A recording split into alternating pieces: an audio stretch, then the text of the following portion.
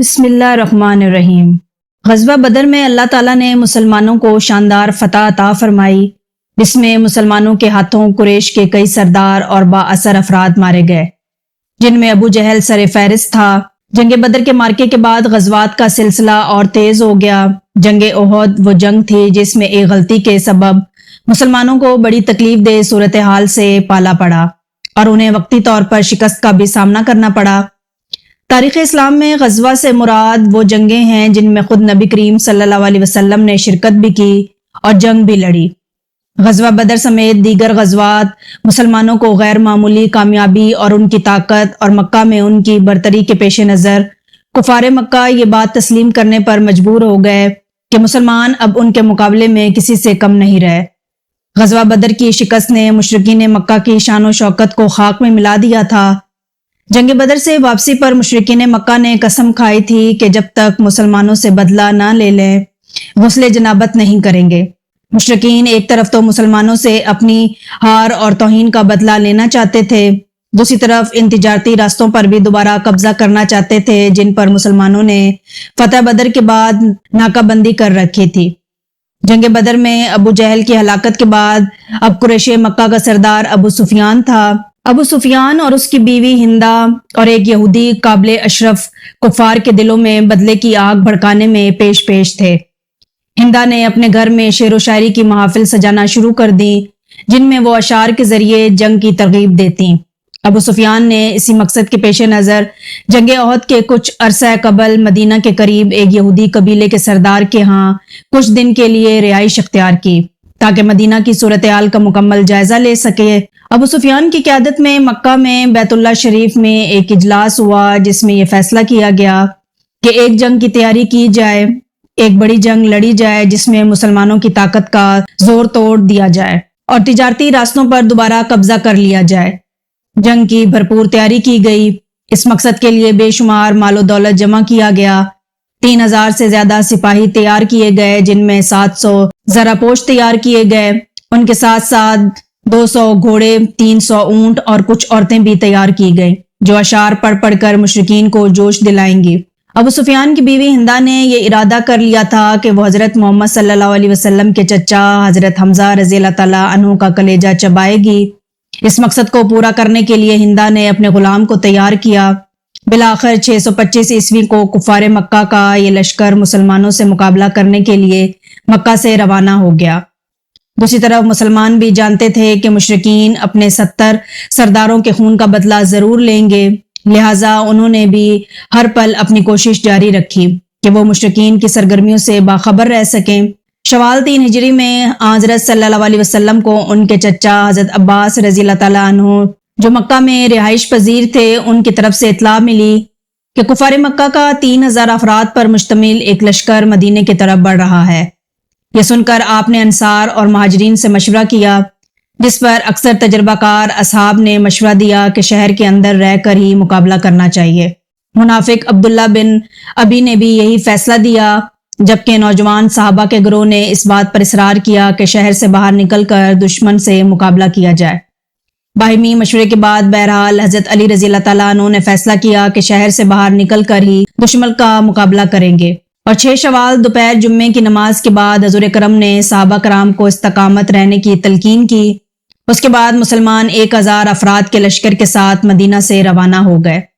اشفاق کے مقام پر منافق عبداللہ بن ابی 300 سواریوں کے ساتھ لشکر سے علیحدہ ہو گیا اور بہانہ یہ بنایا کہ وہ جنگ شہر کے اندر رہ کر کرنا چاہتے تھے۔ اس کا مشورہ نہیں مانا گیا، اس لیے وہ لشکر سے علیحدہ ہو رہا ہے۔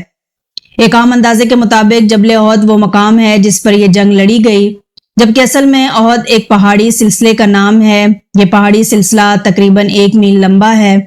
اسی پہاڑی سلسلے کے دامن میں 700 مسلمانوں کا لشکر جس کے پشت پر یہ پہاڑی سلسلہ تھا اور سامنے مدینے کا شہر تھا، اور جنوب میں جبل رماد۔ نبی کریم نے اسلامی لشکر کو اسی جگہ ڈیرا ڈلوایا جہاں یہ تینوں اطراف سے محفوظ تھے، اور سامنے ایک چھوٹا سا میدان تھا جہاں ان کا سامنا کفار سے ہونا تھا۔ ہفتہ شوال 3 ہجری 23 مارچ 625 عیسوی کو دونوں فوجیں احد کے دامن میں آمنے سامنے آ گئیں۔ نبی کریم نے اسلامی لشکر کو 3 حصوں میں تقسیم کیا۔ مہاجرین کے دستے کا علم سیدنا موسیٰ بن عمیر رضی اللہ تعالیٰ عنہ کو عطا کیا۔ قبیلہ اوس کے دستے کا علم اسد بن عزیر رضی اللہ تعالیٰ عنہ کو عطا کیا، اور قبیلہ خزرج کے دست کا علم خبیر بن منظر رضی اللہ تعالیٰ عنہ کو عطا کیا گیا۔ حضور اکرم صلی اللہ علیہ وسلم نے جنگی نقطہ نظر سے 50 تیر اندازوں پر مشتمل ایک دستہ عبداللہ بن جبید رضی اللہ تعالیٰ عنہ کی سربراہی میں ایک چھوٹی سی پہاڑی جبل رومات پر مقرر کیا۔ جبل رومات پر متعین دستے کو نبی کریم صلی اللہ علیہ وسلم نے ہدایت دیتے ہوئے فرمایا، اگر تم دیکھو تو پرندے اچک رہے ہیں تو بھی اپنی جگہ مت چھوڑنا جب تک کہ میں بلاوا نہ بھیجوں، اور اگر تم یہ دیکھو کہ ہم نے دشمن کو شکست دے دی ہے اور انہیں کچل دیا ہے تو بھی اپنی جگہ مت چھوڑنا جب تک کہ میں بلاوا نہ بھیجوں۔ جبل رومات پر موجود ان تیر اندازوں کے دستے کا اصل کام دشمن کو جنوب کی طرف سے حملہ کرنے سے روکنا تھا، جبکہ ایک دستہ دائیں جانب تھا اور دوسرا دستہ بائیں جانب۔ اس کے علاوہ ان دونوں دستوں کے آگے آگے ایسے ممتاز اور منتخب مسلمان رکھے گئے تھے جن کی جان بازی اور دلیر زبان زیادہ عام تھی اور جنہیں ہزاروں کے برابر مانا جاتا تھا۔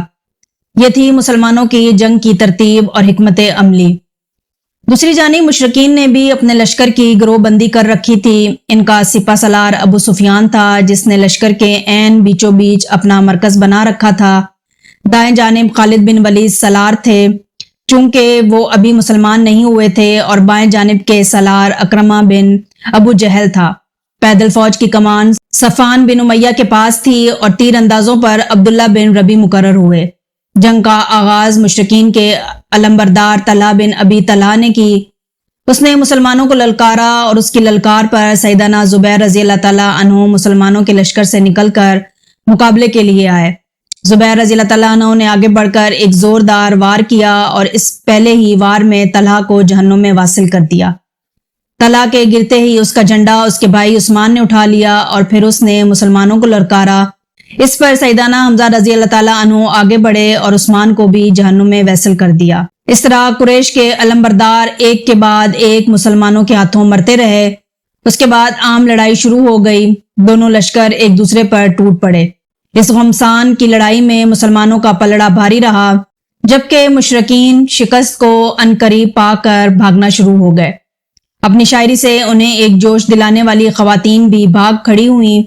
مسلمانوں نے بہت پھرتی سے مشرکین کو گھیرے میں لے لیا اور انہیں قتل کرنا شروع کر دیا۔ مسلمان فتح کے بے حد قریب تھے کہ جبل رومات پر موجود تیر اندازوں کے دستے سے وہ غلطی ہو گئی جس نے جنگ کا پاسا ہی پلٹ دیا۔ ہوا کچھ یوں کہ جبل رومات پر موجود تیر اندازوں کے دستے میں ہدایت کے برعکس جب یہ دیکھا کہ مسلمان مشرکین پر غالب آ گئے ہیں تو وہ امیر دستہ عبداللہ بن جبیر کے منع کرنے کے باوجود اس پہاڑی سے اتر گئے اور صرف 10 تیر اندازوں نے امیر کے حکم پر پہاڑی کو نہ چھوڑا۔ مشرکین کے دائیں دستے کے سپہ سالار خالد بن ولید نے جب دیکھا کہ مسلمانوں کی جنگی اہمیت کا حمل دستہ پہاڑی سے نیچے اتر رہا ہے تو اس موقع کا فائدہ اٹھاتے ہوئے انہوں نے اپنے دستے کو ساتھ لیا اور پہاڑی کا چکر کاٹتے ہوئے درہ تک پہنچ گئے۔ وہاں انہوں نے سیدنا عبداللہ بن جبیر رضی اللہ تعالیٰ عنہ اور ان کے ساتھ موجود 10 ساتھیوں کو شہید کر کے مسلمانوں پر پیچھے کی طرف سے حملہ کر دیا۔ اس طرح 700 مسلمانوں کا وہ لشکر جو اب تک مشرکین پر حاوی تھا 3000 مشرکین کے لشکر کے گھیرے میں آ گیا۔ اسی اثنا میں میدان جنگ میں نبی کریم صلی اللہ علیہ وسلم کی شہادت کی جھوٹی افواہیں پھیل گئیں۔ یہ خبر سن کر اکثر صحابی ہمت ہار گئے، کچھ ادھر ادھر کی پہاڑیوں پر چڑھ گئے اور کچھ نبی کریم صلی اللہ علیہ وسلم کے ساتھ رہے اور ان کی بھرپور حفاظت کرتے رہے۔ لڑائی کے دوران ایک پتھر نبی کریم صلی اللہ علیہ وسلم کے دندان مبارک پر لگا اور آپ کے 2 دندان شہید ہو گئے۔ جب صحابہ کرام کو پتہ چلا کہ آپ صلی اللہ علیہ وسلم حیات ہیں تو وہ پہاڑوں سے نیچے اتر آئے۔ مسلمانوں کو پلٹ کے آتا دیکھ کر مشرکین مکہ میدان جنگ سے بھاگ نکلے۔ 70 مسلمانوں کی لاشیں میدان جنگ میں خون اور مٹی میں لت پت پڑی تھیں۔ کفار نے اپنے انتقام کی آگ کو اس طرح ٹھنڈا کیا کہ ان میں سے اکثر کے ناک اور کان کاٹ لیے۔ ان شہداء میں نبی کریم صلی اللہ علیہ وسلم کے چچا حضرت حمزہ رضی اللہ تعالیٰ عنہ بھی شامل تھے، جن کو ابو سفیان کی بیوی ہندا کے کہنے پر وحشی نامی غلام نے شہید کر دیا تھا اور ہندا نے ان کا کلیجہ چبا لیا تھا۔ سرور کائنات صلی اللہ علیہ وسلم نے جب چچا کی لاش دیکھی تو آپ دیدہ ہو گئے، مگر صبر کیا۔ نبی کریم صلی اللہ علیہ وسلم کی ہدایت پر تمام شہداء کی لاشوں کو میدان احد میں ہی دفن کر دیا گیا۔ بعض لوگ اس جنگ کو مسلمانوں کی شکست مانتے ہیں، جبکہ بعض کے خیال میں یہ جنگ بے نتیجہ نکلی، لیکن یہ بات یقینی ہے کہ کفار مکہ اس جنگ میں فتح یاب نہ ہو سکے۔ البتہ مسلمانوں پر اس جنگ میں یہ بات واضح ہو گئی کہ نبی کریم صلی اللہ علیہ وسلم کی ہدایت پر عمل نہ کرنے یا ان کی جنگ حکمت عملی نہ ماننے کا کیا نتیجہ نکل سکتا ہے۔ اگر جبل رمات پر تائید تیر اندازوں کا وہ دستہ اپنی جگہ نہ چھوڑتا تو مسلمان اس جنگ میں کامیاب ہو جاتے۔ اس جنگ میں 70 کے قریب مسلمان شہید ہو گئے، جبکہ 23 مشرکین ہلاک ہو گئے تھے۔